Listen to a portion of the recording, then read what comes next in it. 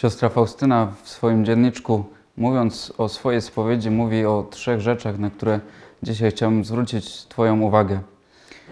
Pierwsza rzecz to moment przygotowania do spowiedzi.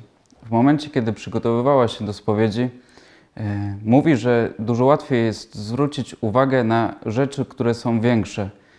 Dużo trudniej zwrócić jej uwagę, przypomnieć sobie te rzeczy, które były drobniejsze, które były bardziej niepozorne. Wydaje mi się, że w życiu każdego z nas jest podobnie. Jeżeli mamy grzech ciężki, jeżeli na przykład nie byliśmy na mszy świętej niedzielnej, to bardzo łatwo jest nam to nazwać, zauważyć. Bardzo łatwo nam też wtedy jest pójść do spowiedzi, zdecydować się na to, żeby pójść do spowiedzi.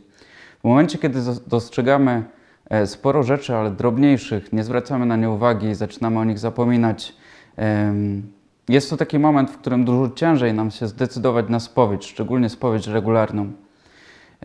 Łączy się z tym również jeszcze ćwiczenie, o którym siostra Faustyna mówi.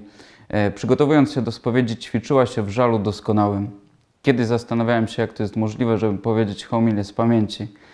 Jeżeli nie zacząłbym ćwiczyć, jeżeli nie zacząłbym próbować, to nigdy by mi to nie wyszło. Żeby osiągnąć jakąś rzecz w naszym życiu, musimy ćwiczyć. Podobnie jest z żalem doskonałym. Żeby postępować, żeby ten żal był coraz doskonalszy w naszym życiu, musimy zawsze starać się przepraszać Jezusa, Jego zranione serce za każdy nasz grzech w momencie, kiedy zauważamy Go w swoim życiu i również przygotowując się, robiąc rachunek sumienia, kiedy przygotowujemy się do spowiedzi. Druga rzecz, na którą chciałbym zwrócić uwagę, idąc za świętą siostrą Faustyną, to kwestia samej spowiedzi. Spowiedź jest momentem, kiedy Chrystus odpuszcza nam grzechy. Momentem, kiedy wyznajemy swoje grzechy, kiedy stajemy w prawdzie o sobie, kiedy oskarżamy się, tak brzmiała kiedyś formuła związana ze spowiedzią, kiedy stajemy wobec Jego miłosierdzia. I to jest moment, kiedy odpuszczane są nam nasze grzechy. Warto na to zwrócić uwagę, szczególnie w kontekście spowiedzi wielkopostnej. Bardzo często chcemy zdecydować się na jedną spowiedź, rzadko, co jakiś czas. I chcemy, żeby ta spowiedź zmieniła całe nasze życie, żeby wszystko od tej spowiedzi zaczęło się od nowa. I liczymy na to, co ksiądz powie.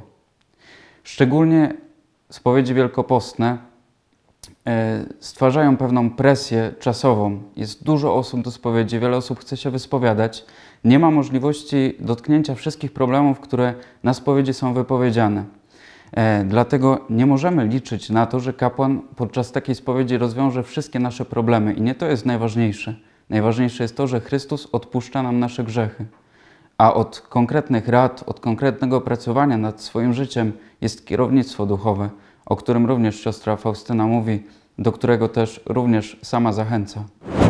Trzecia rzecz, o której mówi siostra Faustyna, to to, aby w konfesjonale nie widzieć człowieka, nie widzieć kapłana, który jest po drugiej stronie kratek, ale widzieć Chrystusa.